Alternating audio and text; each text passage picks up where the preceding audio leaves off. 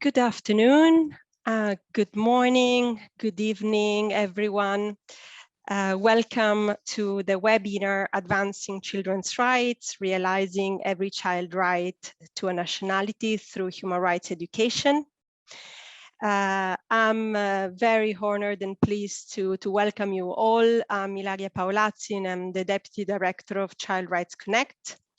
As you may have seen, the webinar is co-organized by Child Rights Connect and the Institute on Statelessness as Inclusion, an active member of Child Rights Connect network and a leading NGO on the theme, on the issue of statelessness children. And it's also co-organized in collaboration with the NGO working group on human rights education and learning. Let me remind you that the event is being recorded and it's also been live streamed on YouTube. The issue of statelessness in children is one of the issues that have certainly been largely and broadly overlooked, including when it comes to teaching about human rights and particular children's rights. So this event aims to discuss the importance of teaching about human rights and look into an initiative dedicated to teaching children about the often hidden human rights issue of statelessness. We will hear from very interesting speakers, including and first from Elisa Gazzotti, from the NGO Working Group on Human Rights Education and Learning. We will also hear from colleagues from the Institute on Statelessness and Inclusion. We will hear experiences, direct experiences from the ground, from colleagues in Dominican Republic. And then we will have a session where we will hear from you.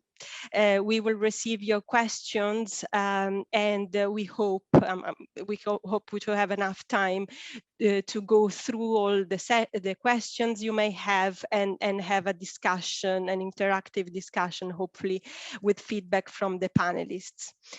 Now, without losing more time, I'm very pleased to introduce the first speaker, Elisa Gazzotti. She's the chair of the NGO Working Group on Human Rights Education and Learning, as well as UN representative of Soka Gakkai International. Elisa will talk about human rights education, what it is, what are the key standards, and how to bridge the gap between norms and reality. I give you the floor, Elisa. Please go ahead. Thank you so much. Thank you so much for your kind introduction. And thank you so much to the Institute of Statelessness for inviting me to introducing about human rights education today. Yes, I wait for the presentation. Thank you. So I will speak now more from the angle of human rights education. So I'm sure among you there are already people that knows a lot about human rights education, so bear with me. So I will speak about what is human rights education. I will mention briefly about the global initiatives for human rights education.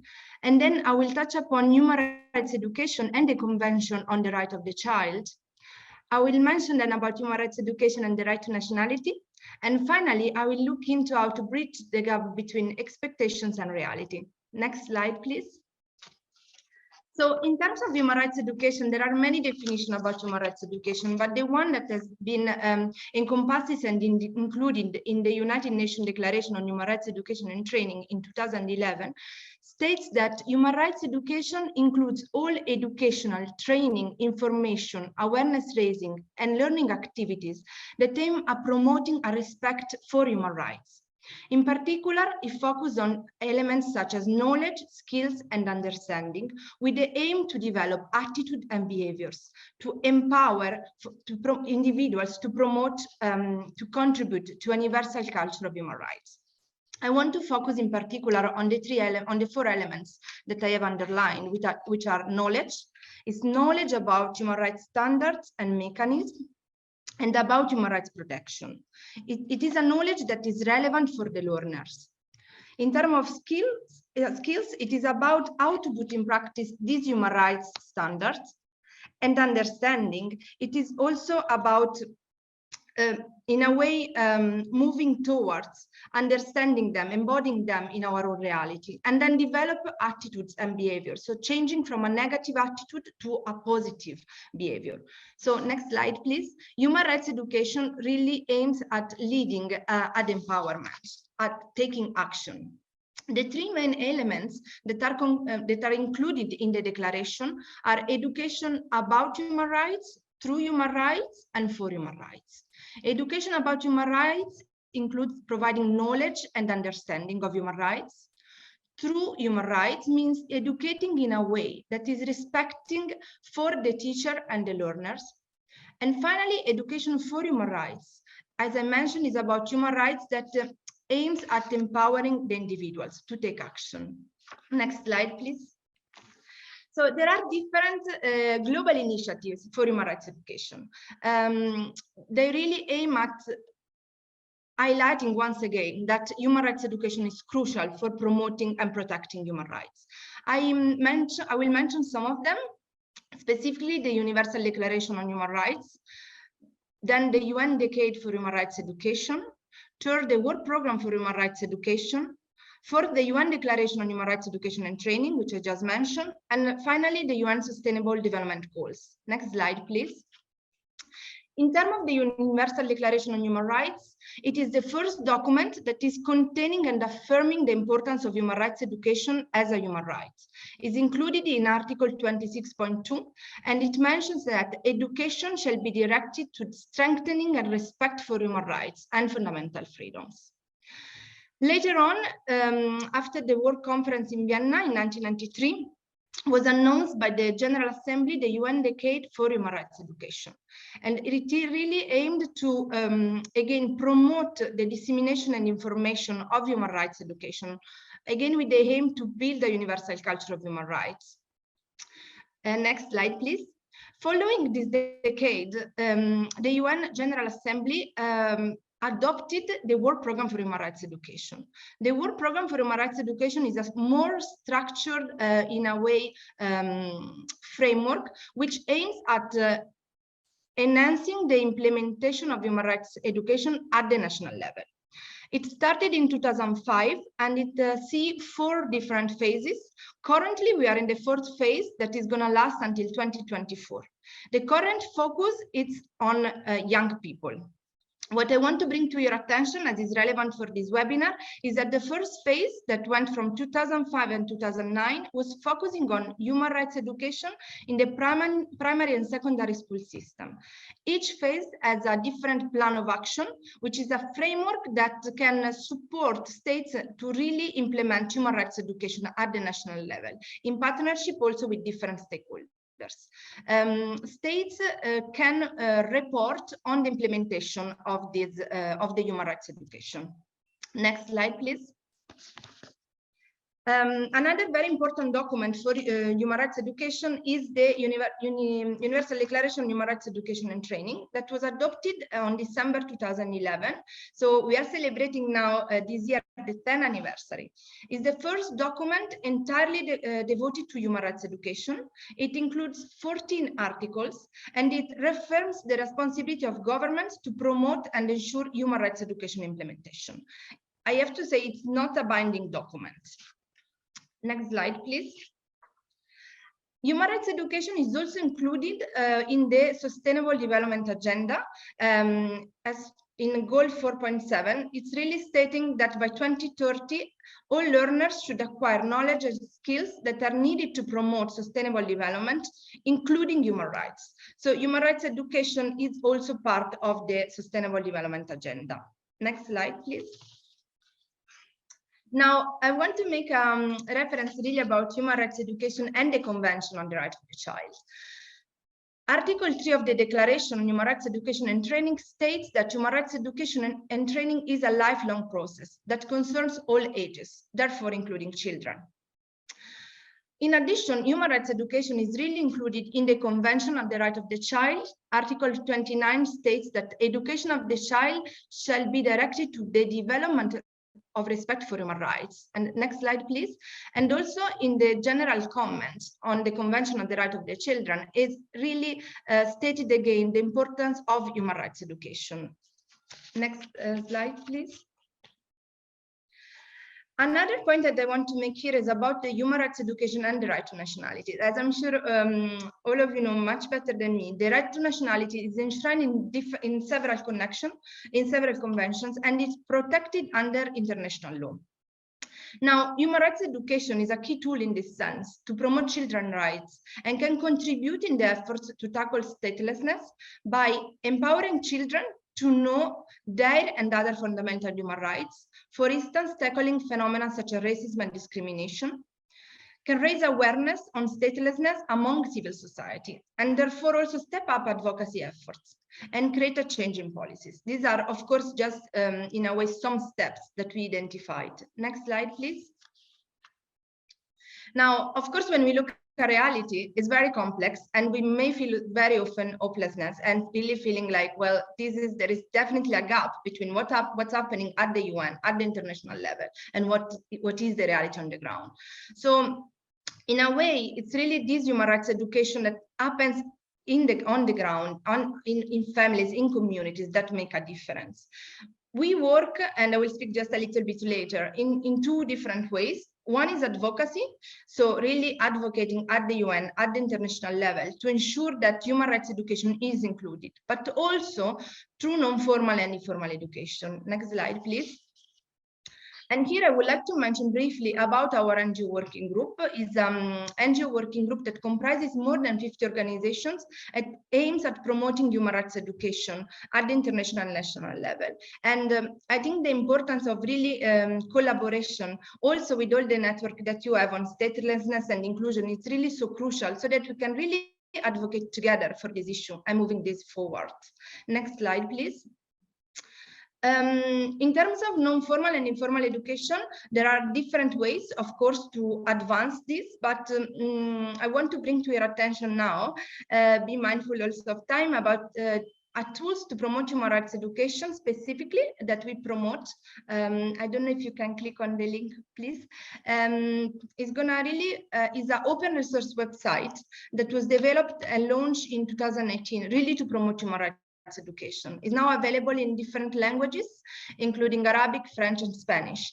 And if you go on it, there is a section named Take Action that it really aims at inspiring each person to take action in its own respective capacity. I'm not sure it's working, but it's okay. Maybe you can share after with the participants. And also, of course, I want to mention the resource that is produced by the Institute of Statelessness and Inclusion, and you will hear about this more now from my colleagues, that is really dedicated to promote and advance children's rights, including the rights of nationality. So I leave now the words to my colleagues, and thank you so much. Thanks a lot to you, Elisa, for this very useful and detailed presentation. I now have the pleasure to introduce you to the colleagues from Institute on Statelessness and Inclusion, Laura Van Vas and Vera Karanika. Dr. Laura Van Vas is the founder and co-director of the Institute, and Vera works on the human rights advocacy in children's program, and they will both share their experience on advocating hard for creating the link between human rights education and the issue of statelessness children, including through the development of useful resources as the children's book and the teaching guide that they will talk about. So Laura and Vera, please, you have the floor. Thank you very much, Ilaria, and a big thank you to Child Rights Connect and the NGO Working Group on Human Rights Education for collaborating in organising this webinar today. So let me start us off by explaining briefly, for those who don't know us, that the Institute on Statelessness and Inclusion, or ISI for short, is basically the first and only human rights NGO dedicated to promoting the right to a nationality and the rights of stateless people globally. Now, from the very start of ISI's work in 2014, we've always had a strong focus on advocating, in particular, for every child's right to a nationality. Nationality is a crucial enabler right for children. It is the gateway through which children access other rights and services in our state-centric world. It's also an important part of a child's legal and social identity. Over 15 million people are stateless around the world, and it has been estimated that a child is born stateless every 10 minutes. In fact, statelessness is spreading faster than it's being solved because it's often an intergenerational cycle in which children inherit their parents' statelessness, despite the Convention on the Rights of the Child affirming every child's right to acquire a nationality. Children are denied the right to a nationality in a multitude of different contexts around the world. Let me offer you 4 short examples. Now, statelessness is a relatively hidden human rights problem, but one situation that has sadly really come to the world's attention is that of the Rohingya community. They're an ethnic minority who have lived for centuries in Myanmar, but are discriminated against and denied access to nationality. For many decades, they have been the targets of persecution, with state violence escalating into acts of genocide in 2017. The overwhelming majority of the community has been forced to flee the country, and they live as stateless refugees in Bangladesh, Malaysia, Thailand, India, and further afield. Children born to Rohingya refugees, like the boy in the top left image, are not just growing up in exile with severely limited rights, they're also stateless like their parents. Kezia, in the bottom left image, has lived in Macedonia all her life, and she belongs to the Roma community. But only one of Kezia's 6 children received a birth certificate to show that they were born in Macedonia. The others all face impossible obstacles due to inflexible procedures and unreasonable bureaucratic requirements. If her children grow up without birth registration, they may never be recognized as Macedonian nationals because they lack official proof of the links that help to figure out what your nationality is or should be.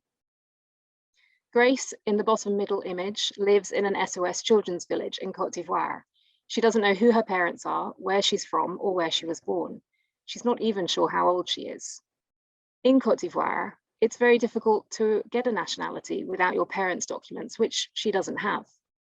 Children left by their parents, also called foundlings, run the risk of being stateless unless special safeguards are put in place in the law to provide access to nationality.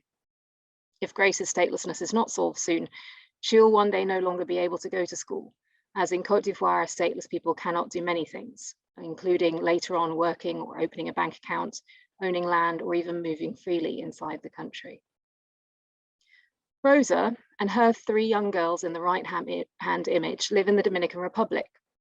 Rosa used to have Dominican nationality, but that was taken away from her in 2013 when the government made a new rule that children or grandchildren of immigrants from Haiti who could not show certain documents would no longer be Dominican citizens, even though they were born in the country. Rosa then wasn't able to register the birth of her youngest daughter, causing her many problems, such as difficulties to enroll in school. However, Rosa and others affected by the same denationalization are fighting for their nationality, making films and plays to raise awareness about this bad law, taking their cases to court, and protesting in the streets to make their voices heard. Their story offers a small window into the creative and courageous activism by stateless people around the world for their and their children's right to nationality.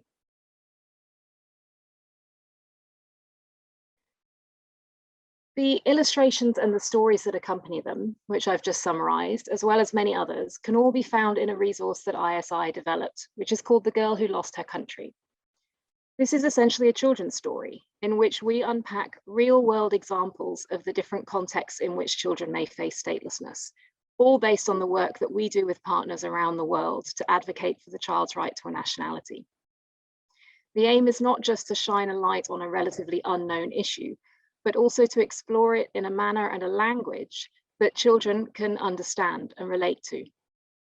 After working for many years at a more expert level on childhood statelessness, we felt that it was important to have to bring children into the conversation to have the necessary vocabulary to speak to them about their experiences, and to explain what work was being done to fight for their right to a nationality, including talking about what children can do themselves to stand up for their rights.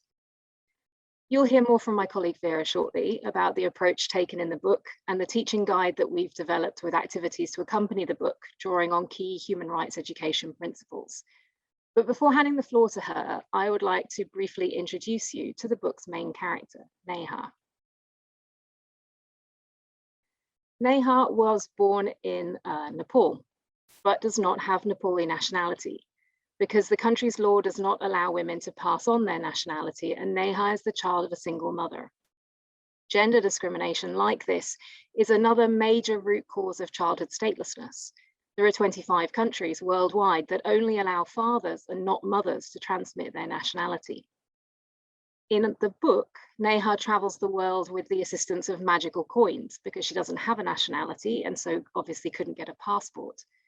And she meets a Rohingya boy in a refugee camp in Bangladesh, Kezia in Macedonia, Grace in Cote d'Ivoire, Rosa in the Dominican Republic, and others. Through her conversations with them, she starts to understand what statelessness is, why children in different countries are affected, and what impact this has on them and their families. She also, and importantly, encounters examples of advocacy and activism, including dropping in on a celebration by a community in Kenya that have just been recognized as citizens.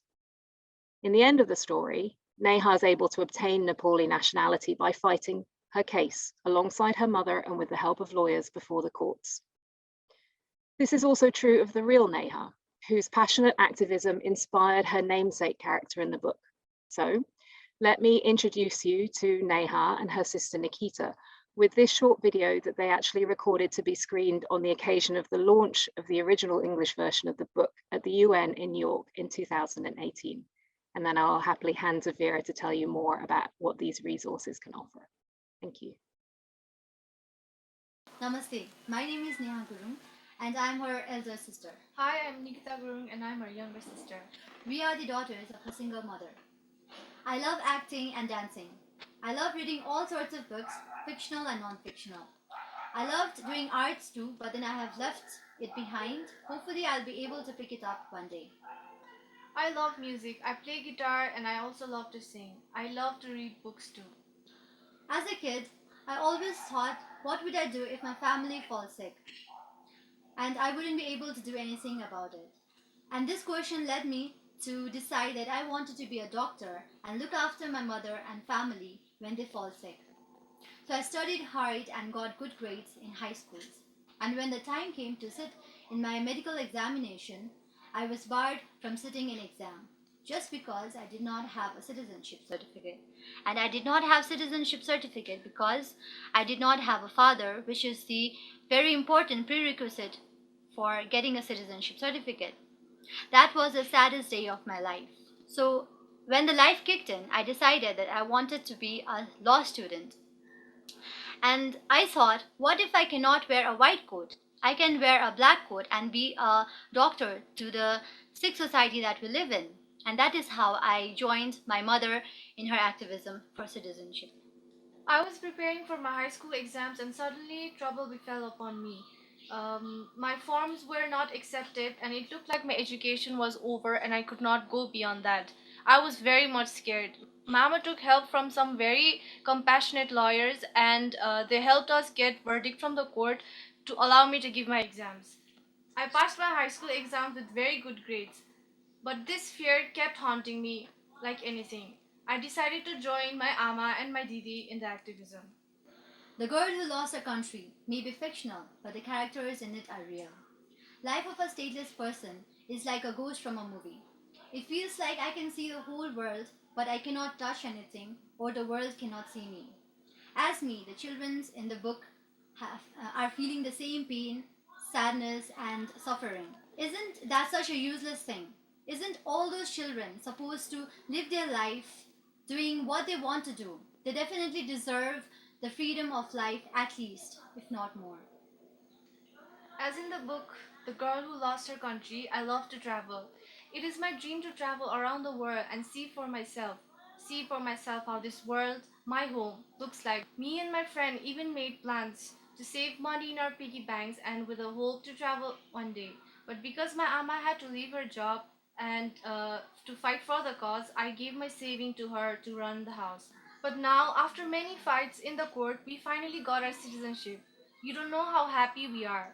The burden is lifted off our shoulders. We are working very hard so that one day we are able to start our career and travel all together. While we are celebrating, we also know deep in our hearts that Skezia's 7 children from Macedonia, Rosa's 3 children from Dominican Republic, Grace from SOS village in Cote d'Ivoire, nameless Rohingya boy from Myanmar, Badao Laut boy Asif, and a girl Riki from Malaysian coastline of Sabah, Kurdish Syrian Sima, and her parents from Germany. They are still waiting for the real magic to happen in their lives. We really wish to hold the coins of those places and be transported to meet them in real. And guess what? Now that we have a citizenship certificate, we may be able to fulfill our dream one day. We hope to meet them all in real in their celebration of success. Like the Makonde community, we welcome you all to be a part of our journey to eradicate statelessness from the face of this earth. Hello, everyone. I'm taking over from Neha, Nikita, and Laura.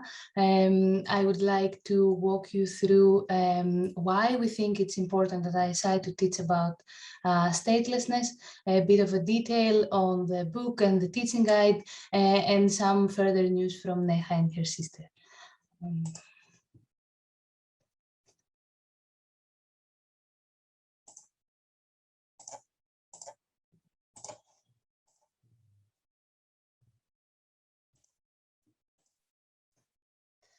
So when having a nationality is taken for granted, it's really difficult to picture a life without it.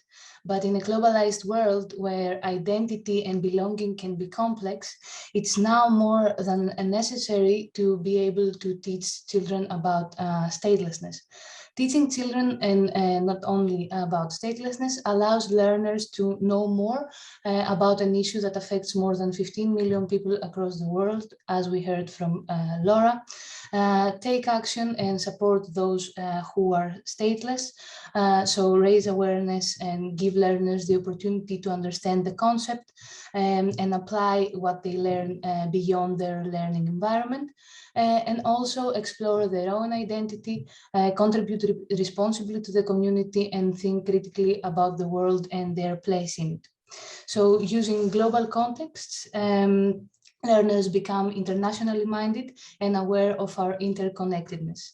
Regarding direct engagement with children, we believe that teaching children about statelessness allows them to unpack difficult socio-legal phenomena like borders, belonging, discrimination, racism, and also serve as a gateway for a discussion on broader child rights issues. Engaging children from a young age with an important social issue like statelessness can also inspire them to cultivate civil awareness, social activism, and empowers them to be driving forces to affect change. So with these resources that we have built, the book, the teaching guide, the dedicated website, as well as a young adults novel called Stateless Shapes, we aim to reach as many classrooms and extracurricular avenues as possible to identify new partners on the ground and build partnerships and allyships to teach children about statelessness, advocate on the issue nationally, but also build global synergies in order to raise awareness and inspire action on the issue.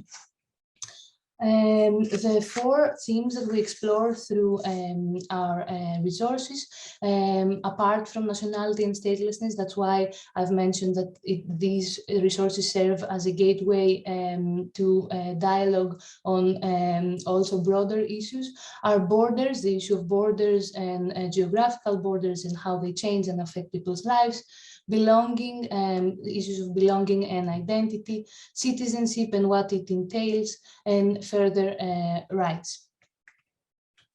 Along with the storylines, so as you heard from Laura and Neha and Nikita, there are different storylines of stateless children that Neha visits and learns more about her own story, but also about the issue more broadly. We have incorporated in the book, along the storyline, certain questions that help the facilitator take the issue further and establish a fruitful conversation on different topics. So, for example, you can see question 3 in your screens. Is it your birth certificate that gives you a nationality? This would go in the story of Kezia that has issues with registering her children at birth. Question 4, what kind of things are children who do not have a nationality not able to do, would go with the story of Grace, who is a foundling and doesn't have access to further rights like education and being able to travel abroad. And question 7, for example, would go to the Rohingya boy. What happens to stateless people who are treated so badly that they have them to run away from their country? So along with the questions, alongside the storyline, we also provide responses to these questions so that the educator has a guide to address issues like birth registration, discrimination, persecution, and so on. We have also incorporated a series of questions raised by stateless children. For example, as you can see in the physical copy of the book and also in your screens, Zalina from Tajikistan asks, why is it that my brothers have documents, but like so many other girls, I do not? Fra from Thailand asks, how long will I have to wait to have equal rights with other people? I have been fighting for this my whole life. What will happen if I never continue my education beyond this year, says Celine from Malaysia. And Andrew comes, does the world care about us? How much longer must I wait? So through these questions raised by stateless children, we aim to highlight how stateless children understand statelessness, their statelessness themselves, how it sets them apart from other children, how it impacts their lives, and start a conversation on also ways to empower children and to address the issue and understand more about the topic. Along with the questions by stateless children, we have also incorporated a map of different children's rights. This map, as you can see it also in the physical copy, includes different child's rights that not only allow the child to understand more broadly what their rights are, but also start a conversation of what happens to the child when when they lack nationality, and how it affects other rights like having a safe family environment, not having to work, and so on. Regarding our teaching guide, this is a guide that incorporates a series of 12 interdisciplinary and creative activities. The main learning goals through the guide is for learners to gain knowledge and be in a position to discuss the issue of statelessness and describe its causes and impact in human rights terms, understand the meaning and importance of the right of every child to a nationality, and be able to evaluate their own position in the world and in their community, and gain knowledge about actions against statelessness being taken today, and be able to join in advocating for the right to nationality for everyone. So as you can see, we tried, and I will explain further later, to incorporate this model of knowledge, values, and skills of human rights and teaching about, through, and for human rights in our teaching guide, and not just offer knowledge, but also values that come with knowing more about the right of every child to nationality and ways to empower learners to take action. The guide is divided into different themes, 2 themes, one more focusing on borders and belonging, as we discussed, and the second one more on citizenship and rights, and 3 units. The first unit is the world and our place in it. It unpacks issues like identity and belonging and being part of a broader community. The second unit is more about creativity and critical thinking. There you see more activities activities that have to do with theater, have to do with photographs like media. So it's a bit more about using creativity to unpack and address the issue. And the third unit is the empowering unit. It focuses on rights and activism. So it includes activities that inspire children to know more, but also take action on the issue. And here you can see the different modalities that I've referred to before. We try to focus on subjects that are connected to human rights, like politics, social activism, international relations, governance, and so on. Skills that are also connected to human rights, like persuasive argumentation, decision making, critical thinking, and so on. And then on the third card, you can see the values and attitudes that we aim to inspire learners with, like sense of identity, respect for people and human rights, and belief that people can bring about change. And I want to wrap up my part of the presentation by circling back to Neha. Neha is much older now, and she made her dreams come true. She was able to travel around the world and engage not only in local advocacy, but also global advocacy.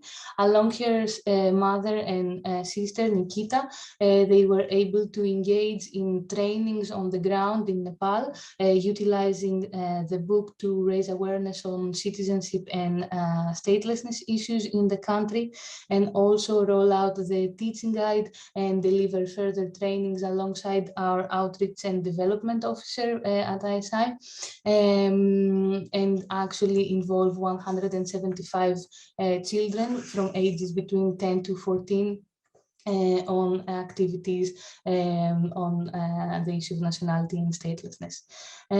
She was also, you can see her here in different circumstances and different educational environments, and she was also able to travel to The Hague and take part in our statelessness World Statelessness conference, where she was able to sit in a panel with a CRC member to engage with activists from all around the world, and also make connections with artists and take part in an art project on the issue. So yeah, it's a nice way to end this presentation by showing you how Neha herself was able to utilize the book to raise awareness and empower other people. Thank you so much. Thanks a lot to you both and to Neha in particular. And we have shared the links to the resources in the chat. I would really just like to strongly encourage you all to check out these resources, and then of course give feedback, but also express interest in rolling out these resources at the national level. And now you will be inspired, hopefully, by what happened in Dominican Republic. So I would like to introduce you to Angelo Del Toro and Andre Tan, colleagues from Dominican Republic, who have used these resources at the national level and will tell us how exactly right now. So I'll give you the floor, Angelo. Hi, my name is Angelo Del Toro. My pronouns are he, him. I'm at Cornell University now, and then in high school, I led an advocacy project about statelessness in the Dominican Republic, where I printed and distributed the Spanish version of The Girl Who Lost Her Country to different schools and community centers around the country. In high school, I was pretty involved with after-school activities, mainly the Human Rights Club, and then a club I started, Latinos Unidos, which is a similarly styled service club, but more related to the Latinx American experience. But about statelessness, the issue was first introduced to me by my cousin in a story about her job as a nurse, and in a conversation about anti-Haitianismo, which is anti-Haitianism, and this system of racial discrimination against Haitians and Blackness in the country. She told me about the pain she felt not being able to register certain children because they didn't have the appropriate legal documents. And I hadn't realized this then, but that was my introduction to statelessness. because without being registered, these children wouldn't be considered Dominican. And if nothing changed, they'd be denied the rights that came with the nationality, such as the right to work and the right to education and ownership. I became interested in taking action after hearing the story of Neha and being formally introduced to statelessness through a ISI presentation at my school. And the protagonist of the book, Neha, she's the Nepalese girl who helped create the book. After gaining her nationality, she used her voice to advocate for others who were in a similar situation as herself. And I think it's really incredible what she did, and it inspired me to act from my position of privilege. And then naturally, the book presented itself as a way for me to educate and inspire others while helping to create a need for change through education, which I believe is the most relevant to statelessness because of how little people generally know about it. And after realizing how much of an issue it was in the Dominican Republic, which is where I most associate with, me and the advisor to the Human Rights Club came up with a plan to advocate for those affected by statelessness. And as a brief intro into statelessness in the country, it stems from racism and anti-Haitian legislation, and there's the legacy of exclusionism and Rafael Trujillo, who was an authoritarian dictator around the time of World War II, and a little bit before that, like the 30s. And so adding on to the already existing anti-Haitian sentiment, he carried out massacres and perpetuated an image of Haitians as evil, lazy, and harmful to the Dominican economy and household. So through his legacy and the action of like-minded political leaders in Dominican history, it became extremely hard for Dominican-born Haitians to gain a nationality in the country.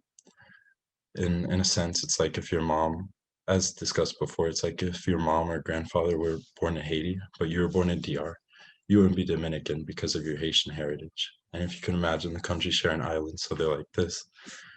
And the borders weren't always as strong as they are. So there's a lot of Haitians in the country. And they and Dominican-born stateless people are usually forgotten in poverty and at the bottom of the social hierarchy. But about my project, we raised money at my school where we found a private donor and hosted a basketball tournament. And subsequently in the summer of 2019, I traveled to the Dominican Republic and had my uncle drive me around the country distributing books. God bless him, we spent hours on the road. And looking back at my experience, I'm really grateful for everyone who helped me, especially ISI, and I hope to continue this work. I'm excluding a lot of details such as the information about the schools I worked with and the participation of Kids' Rights, a company who participates heavily in children's rights initiatives, who set me up with wonderful mentors who previously been involved with stateless initiatives. But I want to show a video that will illustrate my experience, and you'll see them in the video as well.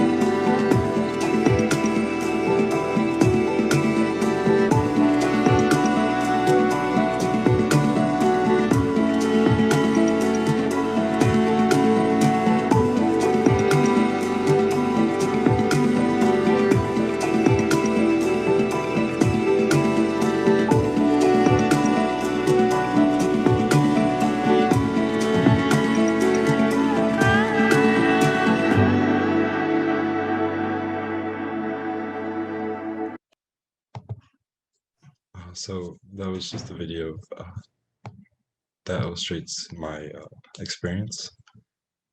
And just a quick word about the teaching guide. I'm really excited for it because a lot of the organizations I have visited that you saw in the video, they express how helpful it would have been or how helpful it will be to have a teaching guide that they could rely on. Thank you for your time. Thanks a lot, Angelo, for your time, for your efforts to make these resources used, because that's really the only way to reach to achieve what we are trying to achieve. So now we will see the intervention from Andre Tan, who has worked on the Malay translation of the resources. Hi everyone, it's Andre here from Malaysia, and I was the Bahasa Malaysia translator for The Girl Who Lost Her Country. And today I'll be sharing some of my experiences translating the book with everyone, and I'll also be giving some comments and views on the book overall.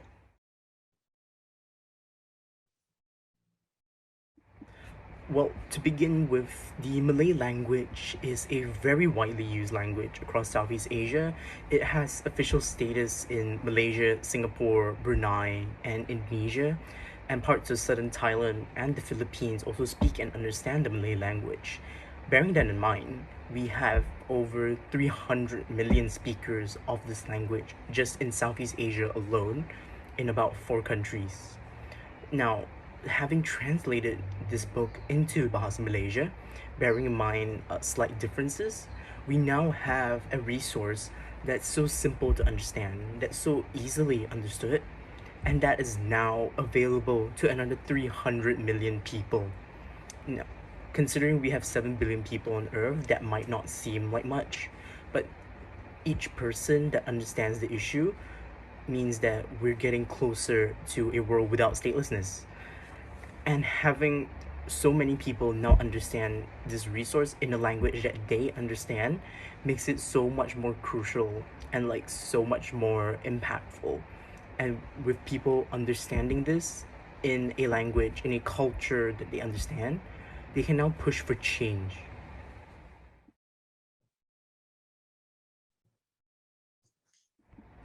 Well, the book tells a story, and with every story, you have a person behind that story.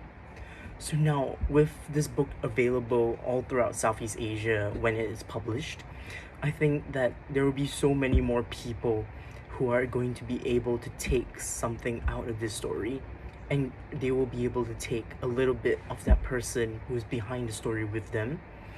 And even if they just take that little bit, that one part of this person behind the story, I think that's going to be so impactful. Thanks again to Andre, but also to all the speakers. I'm sure you will agree we have received a lot of very valuable input, reflections, and inspiring stories that that we hope can really support the work that you are already doing. And lastly, we heard how important it is, the translations of all these resources, wonderful resources that we are making as international organizations, but that if they are not translated into local language, national and local languages, remain somehow at sort of level, abstract level. And here I want to mention that today the Institute is also launching the Arabic version of these resources. So congratulations really for all this work and for making these resources as much as accessible as possible to people on the ground. I now want to open the section on question and answer. You are all invited to put your questions into the Q&A section of Zoom. I can see there are already a few of you who have started to use it, which is great. We have already the first question for one of our panelists. While we wait for more, I'll probably start reading it out. So the question is for Angelo in particular. There's a common question, and the comment, I'm sure we will all agree that it's very inspiring to hear how you concretely used and disseminated the resources, in particular how you did that when you were still a child, including through raising funds and reaching out, traveling around and reaching out to other children. The question is if you can elaborate a bit more to share a memory from that experience in terms of what was, what has struck you in particular, and what was the key learnings from that experience. I invite all the others to come forward with your questions, and in the meantime, I pass the floor to Angelo. Thanks. So I do have more information about my project on my project site, which I'll put in the chat. But in terms of, or regarding raising funds, we were really blessed to have a private donor reach out to us. And it was like through my school network. So that really helped. And then otherwise we did like bake sales. And then the biggest thing also was a basketball tournament that I hosted. And that was one of my favorite experiences. I'll speak about one more, but that was one of my favorite because it felt like I was able to spread the issue or awareness about statelessness in my environment, which was like a all-boys school in New York. So statelessness and Dominican Republic are far from it, but it gave a lot of people something to think about, and it was inspiring, I believe. And the other experience was driving around the country with one of the kids' rights mentor. Both of them were wonderful, and their names were Caridad and Esperanza, and they both have worked on statelessness issues. So in the Dominican Republic, so it was really nice receiving guidance from them. And I'm not sure if you saw in one of the videos, but there was a little kid who was Esperanza's daughter, and she was just really fun to be around. And we were always, like, me and her were making jokes. Like, she was like 7, I believe. Yeah. But that was like something I think about often as a memory. And then I'll post the chat. I'll post the website in the chat. Great. Thanks a lot for this reply, Angelo. We have, in the meantime, we've received a couple of other questions. The first one is, for regions where stateless laws are being amended and children gain access to citizenship, is there support for these children on the ground as they gain access to education and services? The other one is from someone who's a teacher at the school in Arkansas, where students from Marshall Island are attending. They're not being given citizenship in the US, but their parents are permitted to work. They have moved here because the US military conducted nuclear tests on their home. So we hope that you can benefit really from these resources. But you are asking if there are any other resources to assist these children.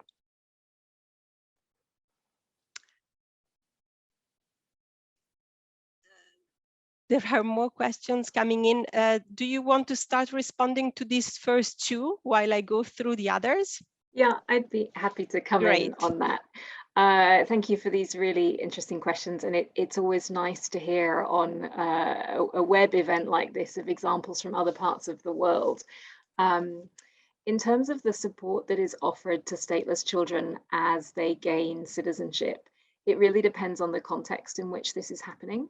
All around the world, there is really fantastic work being done by grassroots and community groups, but also by lawyers and lawyers associations to identify problems of statelessness among children, to develop strategies, to take forward strategic litigation, advocacy, awareness raising. And increasingly there's a realization of the need to make sure that children are really front and center of the strategies that are being used on their behalf.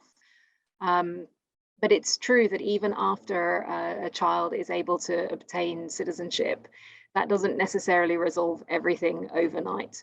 And certainly there will also be problems of kind of remaining challenges where they were previously unable to complete their schooling or get their school diploma or progress to study what they wanted to study.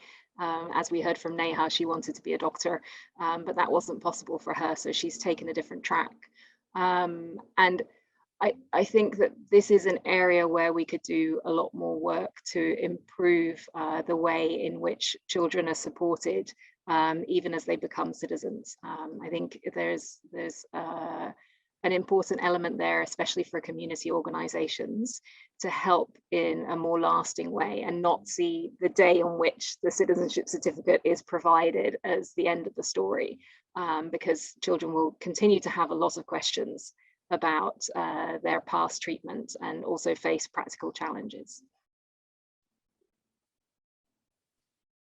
Thank you, Laura. Does someone else want to come in before I read the other two questions? Okay, maybe I can read then there's one question on the practical use of the materials and asking if private individuals could also take the initiative and use these materials in school, for example, and if there's a way to get printed copies from us. There's also a comment and question around the importance of engaging directly with children, and how important is it when working directly with children to address this issue, and should human rights NGOs focus more on policy engagement instead? So I don't know if someone wants to come in and reply to this and add some thoughts. Perhaps I can come in on these two questions as well, and if Vera also wants to add, she's very welcome to. I mean, essentially all of the materials that ISI creates, all of the resources are always made available open source. So everything that we have is free to download and free to use. And anyone who would like to sort of take these materials and organize activities, it's very free to also reach out to us for advice or for examples of what has been done elsewhere. In terms of printed copies, depending on the language and the country, it's something we could certainly look into. And increasingly in the future, we would like to join up activities across different countries. Perhaps with the ambition of organizing at some point an international awareness week around human rights education on this issue. So we would love to hear from anyone who is excited about the resources and would like to initially perhaps test them and then have a conversation with us about a bigger project. And in terms of engaging with children, I think it's absolutely critical. I'll give you one example. We work very closely with a group of lawyers in South Africa who have made real change possible through strategic litigation. But for them, it's critical to see the stateless child not only as a client or an object of a process to change the policy, but a young person with questions and with their own opinion about what is important in their case. And unless you're able to engage children in a conversation, then there's a real risk of actually using them as pawns in a bigger policy advocacy question. So I think it's absolutely vital that we feel comfortable talking about an abstract problem like this in children's language and involve them in finding the right solutions. Great, thanks, Laura. And perhaps the final question to Elisa in relation to the resources on human rights education that you use when you go, what you are on doing activities on the ground, and where people can access these resources if they are available. Thank you so much for your question. Actually, it's a very good question. And in the website that I was going to show you, that you can have access, I think, in the chat. If you go on this website, which is an open resource website, and as I mentioned, is available in different languages, there is actually also a case study specifically, is a true storytelling of human rights education for children in India. And it's really wonderful because it's really showing a concrete example of human rights education in practice. So for instance, this is a concrete example. And if you go again on this website, there is also other case studies of how human rights education make really a change in communities with children. Then, of course, there are also so many resources, actually. For instance, well, on the Office of a Commission for Human Rights, there are human rights education resources specifically for children. Same for UNICEF, other NGOs, including Amnesty International. If you want something specific, I also invite you to contact me directly, and then happy to provide more information. Thank you so much. Thanks so much to you, Elisa. And I think we are just about the time to close and wrap up. One final comment from me, if I may, is that not only want to congratulate all of you guys because for the work that you have been doing and yeah, these resources that you have published, but also really how you try to make these resources alive for children. Going back to a couple of comments that have been made, I mean, I want to highlight the need for strengthening the collaboration not only among civil society organizations, but really different stakeholders. And I think we should all give a stronger push for, such resources and efforts to be further integrated into formal education. As Child Rights Connect, we regularly see either, we hear directly from children or through the CRC reporting process that children continue to be unaware of their rights, even the most popular rights, let alone these issues that are even almost unknown to adults. So we would really like to stress that there has to be further coordination and joining forces around this. And also going back to what something that you all have been mentioning, really the empowerment of children, not only to know and be aware, but also to claim their rights, either going, to a court through at the national level, or going or stand up and defend their rights, of the rights of their peers. This is something that for as Child Rights Connect, we try to promote and advocate, and it's still such a major challenge as we encounter so many barriers on all sides. So again, to stress that including a topic like statelessness children can definitely enhance the empowerment of children, including of children as human rights defenders of others' rights, including adults' rights. So I want to thank you all for the contributions, for co-organizing this with us, and for the public, our audience, for the questions, for following. And please, we have shared contact details in the chat. Feel free to contact us. I can speak on behalf of all of the co-organizers and speakers. And yeah, we look forward to continuing this discussion, because it's definitely not a one-off event. So thanks a lot to all, and I hope to see you soon.